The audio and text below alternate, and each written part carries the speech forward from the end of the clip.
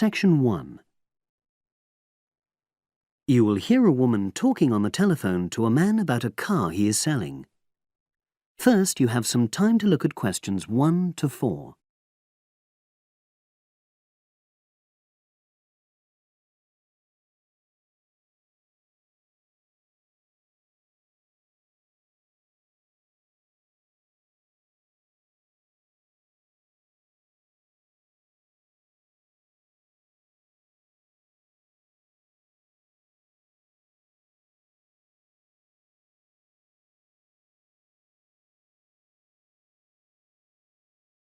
You will see that there is an example which has been done for you. On this occasion only, the conversation relating to this will be played first.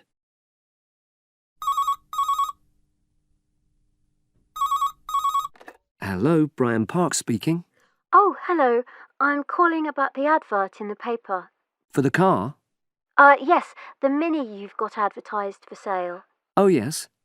I just wanted to find out a bit more information. Of course. What would you like to know? It's my brother who's interested, actually, but he's not in today, so he asked me to call you. Fine. Great, thanks. So, it's a Mini, Yep. and how old is it? Just coming up to 13 years old. The man says the car is just coming up to 13 years old. So 13 has been written in the space. Now we shall begin. You should answer the questions as you listen, because you will not hear the recording a second time. Listen carefully and answer questions 1 to 4.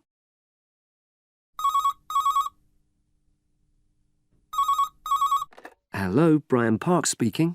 Oh, hello. I'm calling about the advert in the paper. For the car? Yes, the Mini you've got advertised for sale. Oh, yes. I just wanted to find out a bit more information. Of course. What would you like to know? It's my brother who's interested, actually, but he's not in today, so he asked me to call you. Fine. Great, thanks. So, it's a Mini, Yep. and how old is it? Just coming up to 13 years old. And I seem to remember from the ad that it's grey. That's it. Doesn't show the dirt. Absolutely. Anyway, the colour shouldn't be a problem for Jeff. You know, the important thing is the quality. Yes, of course. And what about mileage? With it being pretty old, it's probably over 100,000? Actually, it's 40,000 less than that. 62,000 on the clock. Great! I remember now. I'm confusing it with another ad I was looking at. Right. Pleasant surprise then. Yeah. Have you been the only owner, or was there a previous one? I'm the second one. Before, it was owned by a teacher who was a very careful driver, didn't have any accidents. Very good. And what about you? What do you tend to use it for? I haven't used it all that much, mostly for shopping. You know, this sort of thing. So not much wear and tear. I'll make a note of that. I know Jeff wanted me to check that. Right. Before you hear the rest of the conversation, you have some time to look at questions 5 to 10.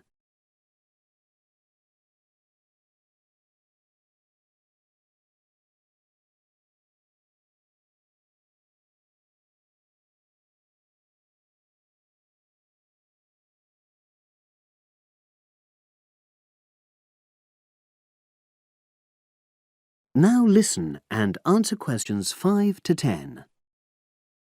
Now, about the price, I see you've got it down as £1,250. I'm not sure Jeff will be able to come up with that amount. In the ad, I did say 1,250 or nearest offer. So would you be prepared to go down to 1,000?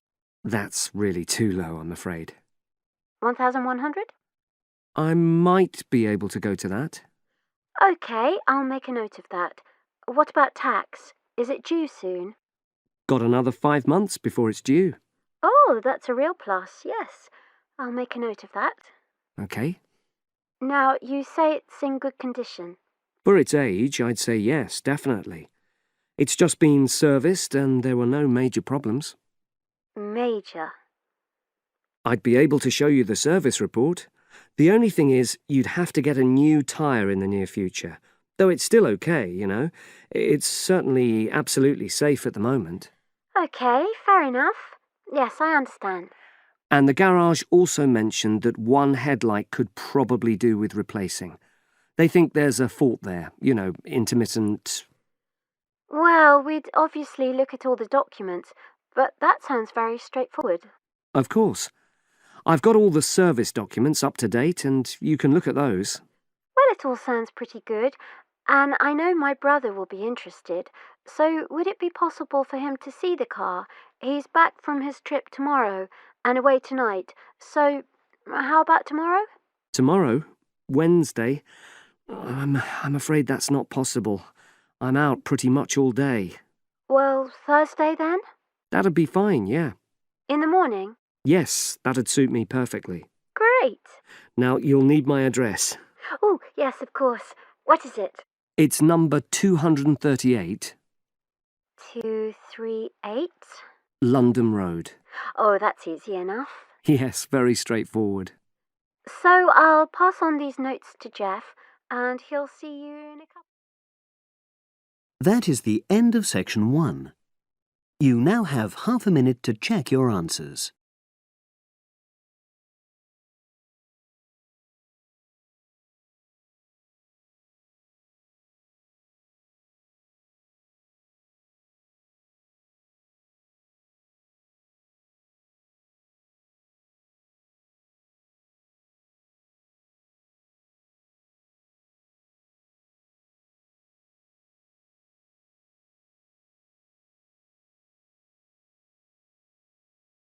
Now turn to section 2. Section 2.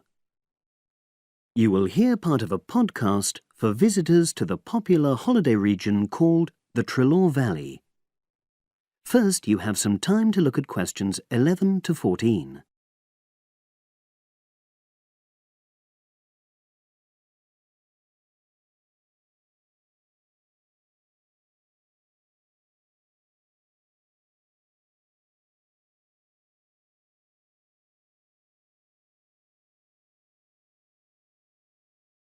Now listen and answer questions 11 to 14. The valley and estuary of the River Trelaw forms an unspoilt, beautiful landscape, rich in both wildlife and sites of historic interest. There are many ways to explore the area, and public transport links are good. It is possible to leave your car behind and travel by boat, train, or bus, with just short walks in between stops. The Trelaw Valley Passenger Ferry runs between villages along the river estuary and provides a link with a train station at Barry, which is about 10 minutes' walk from the riverside village of Calton. In the past, the river was the main form of transport in the area, and as in the past, today's ferry service operates according to nature. The river estuary is tidal, and so the ferry timetable differs from day to day, according to the times and height of the tide. The ferry is also seasonal, normally running between April and September, depending on the weather. A timetable for the whole year can be downloaded from the internet by visiting www.trelawferry.co.uk. If you just want to sit and relax and enjoy the lovely scenery, you can take a river cruise to Calton and back from the nearby city of Plymouth. In the past, steamships brought early tourists along the same route.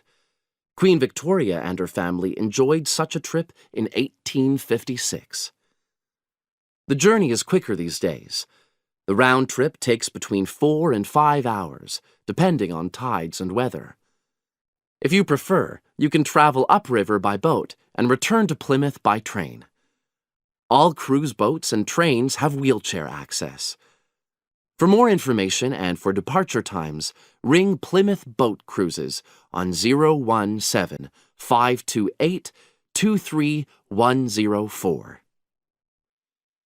Trains run several times a day throughout the year between Calton and Plymouth, with various stops in between. They are used by both local commuters and tourists who want to enjoy the beautiful scenery. The highlight of the journey is crossing the river on the stunning viaduct, which was built at the beginning of the 20th century and towers 120 feet over the water. It is unnecessary to book, and tickets can be bought on the train. For information about fares and timetables, contact National Rail Enquiries by phone or online. The bus service in the Treloar Valley now connects all train stations and villages in the area.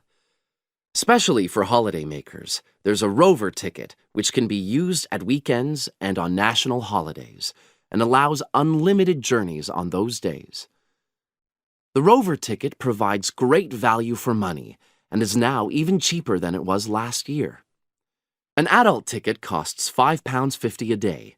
Senior citizens can travel for £4.50, and a family ticket for up to 5 people costs just £12. Tickets can be bought on the bus. Now you have some time to look at questions 15 to 20.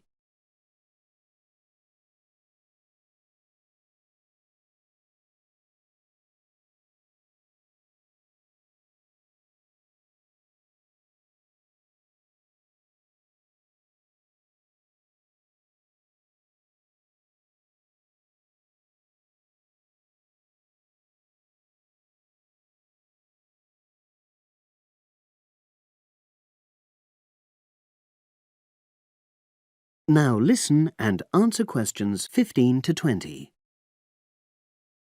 At the center of the Treloar estuary area is the historic riverside village of Calton. The main road comes into the village from the south, and for those of you who are arriving by bus, it turns left just before the bridge and stops in the lay-by on the left-hand side. From there, it's just a short walk to Calton's various attractions. If you're arriving by car, you have to leave it in the main car park. Go over the bridge and take the first turning on the right. Then go on until you come to the end of that road. It's the only place to park in Calton, but there's no charge. If you're interested in local history, there's a museum in Calton with farming, fishing, and household implements from the late 19th century. As you come in from the south, cross the river and go straight on the same road until you reach the end. Also, on the subject of history, you can go and see the old mill, which has recently been renovated and put back into use. Turn left before you come to the bridge. Then go straight on and then take the first turning on the right. This leads straight there. If you're interested in arts and crafts, there's a potter's studio where you can watch the artist at work. After crossing the bridge, turn left, and it's the second building on the left. Finally, when you feel in need of refreshments, there's a cafe opposite the old boathouse and a picnic area near the mill. That is the end of section 2. You now have half a minute to check your answers.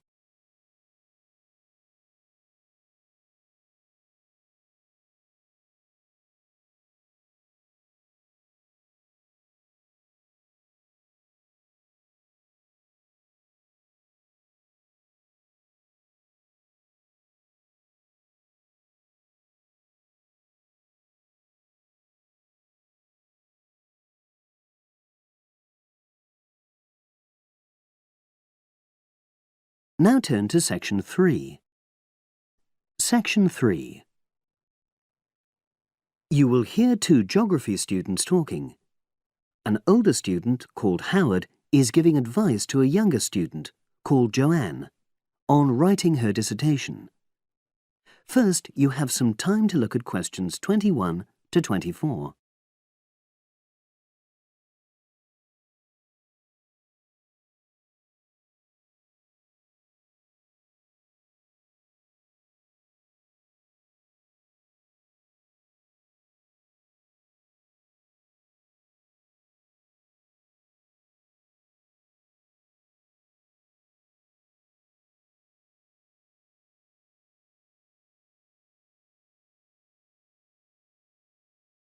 Now listen and answer questions 21 to 24. Hi, Howard. I haven't seen you for a while. Hi, Joanne. Yeah, they're keeping us really busy on the postgraduate programme. But how are you? You'll be starting your dissertation soon, won't you? Yeah, tutorials start next week. I've got Dr. Peterson. You'll remember it all from last year, of course. It's not something you forget easily. Oh. But seriously, although I didn't expect to enjoy writing my dissertation, and in fact I didn't really find it much fun, I wouldn't have missed the experience. I found it really improved my understanding of the whole degree programme, from the first year on. Right. So, what are you doing yours on? Glaciated landscapes. Although I haven't decided exactly what aspect yet. I did mine on climate systems, so I can't help you much, I'm afraid. But you'll be fine once you start your tutorials. Dr. Peterson will help you focus. I know, and he'll set me deadlines for the different stages, which is what I need. My concern is that I've got tons of material on the topic, and I won't be able to stick to the word limit, I remember I had different concerns when I was doing my dissertation. Last year. Yeah, before my first tutorial, I did a lot of fairly general reading because I hadn't fixed on my topic at that stage. I actually enjoyed that quite a lot and really improved my reading speed, so I was getting through a lot of material. I was frightened I wouldn't remember it all, though, so I got into the habit of making very detailed notes. So, did you find your tutor helpful in getting you started? Yeah, we certainly had some interesting discussions, but it's funny, I saw a brilliant programme about climate change, and it was that really fired me up. It was talking about some recent research which seemed to contradict some of the articles I'd been reading. Now you have some time to look at questions 25 to 30.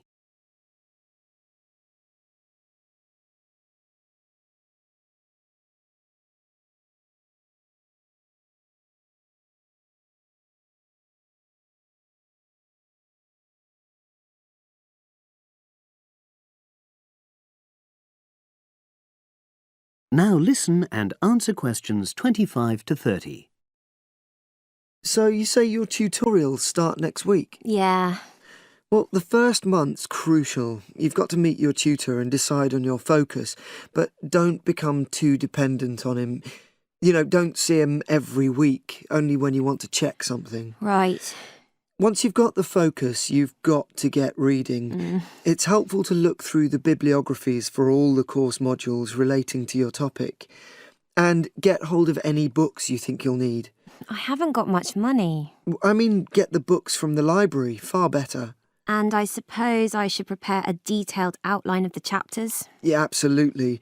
But don't feel you have to follow it slavishly. It's meant to be flexible. OK.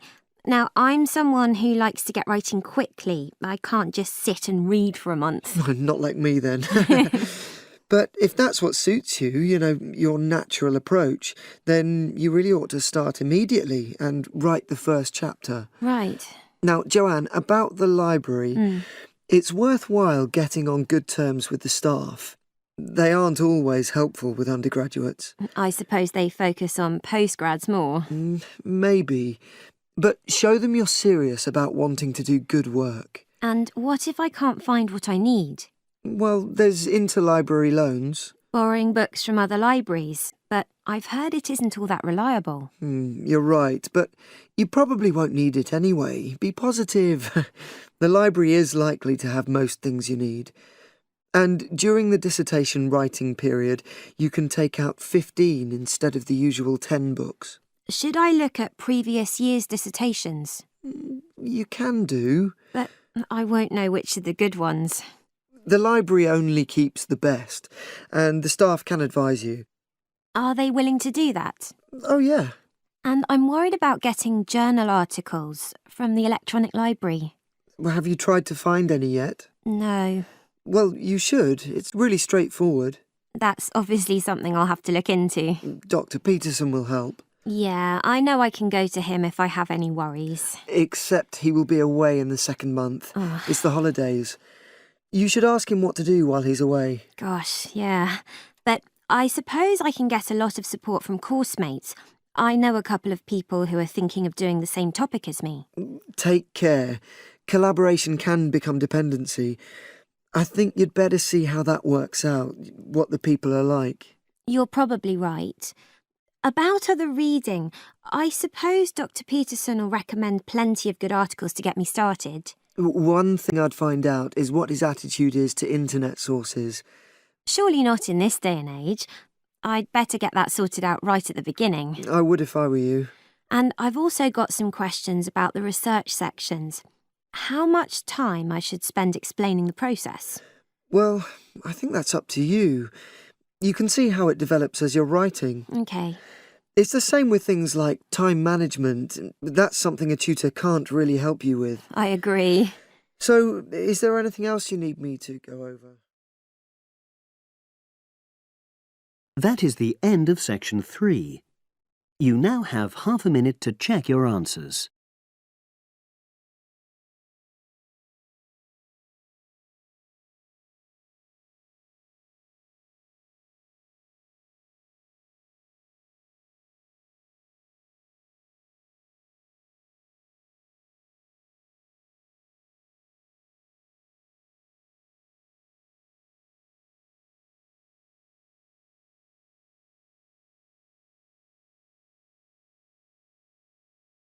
Now turn to section 4. Section 4. You will hear a psychology undergraduate describing the research she is currently doing on expertise in creative writing. First, you have some time to look at questions 31 to 40.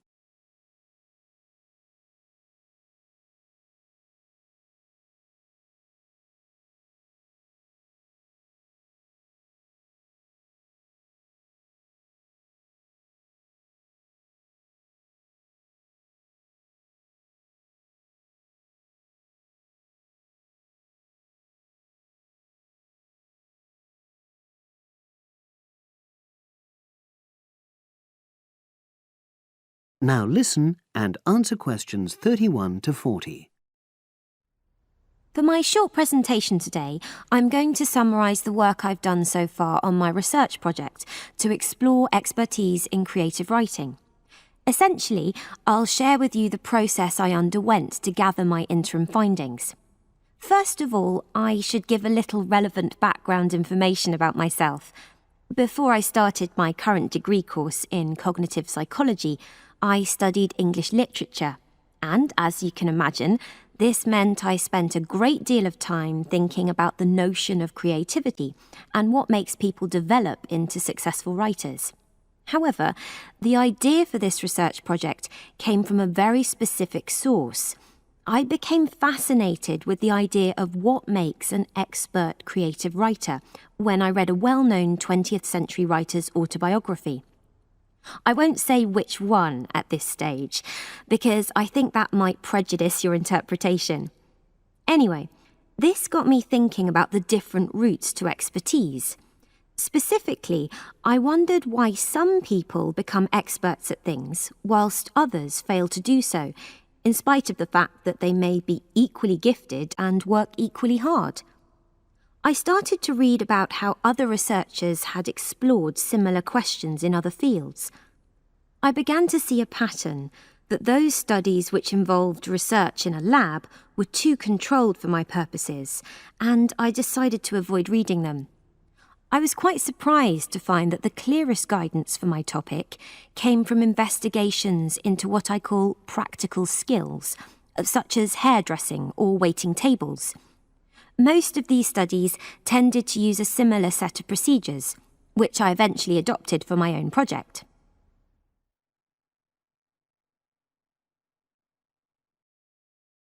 I'll now explain what these procedures were.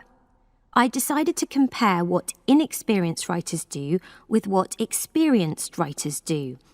In order to investigate this, I looked for 4 people whom I regarded as real novices in this field, which proved easy, perhaps unsurprisingly. It proved much harder to locate people with suitably extensive experience who were willing to take part in my study. I asked the first four to do a set writing task and, as they wrote, to talk into a tape recorder, a technique known as think aloud. This was in order to get experimental data.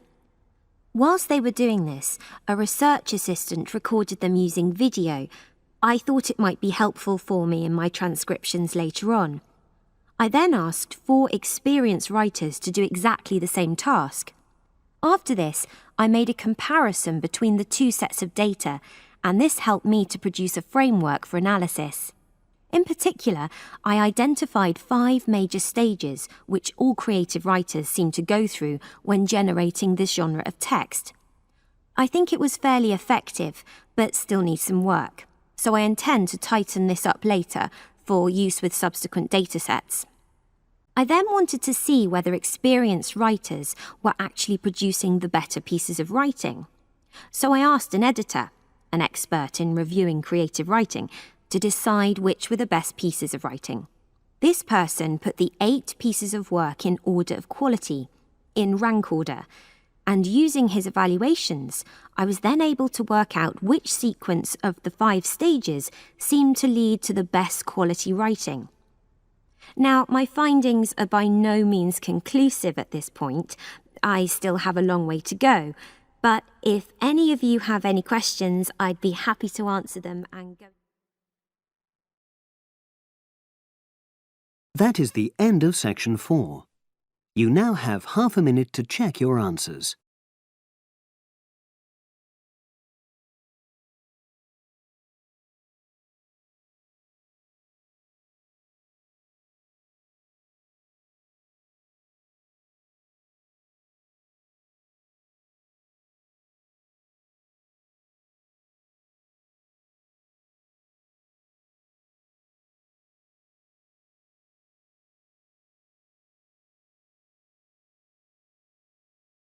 That is the end of the listening test.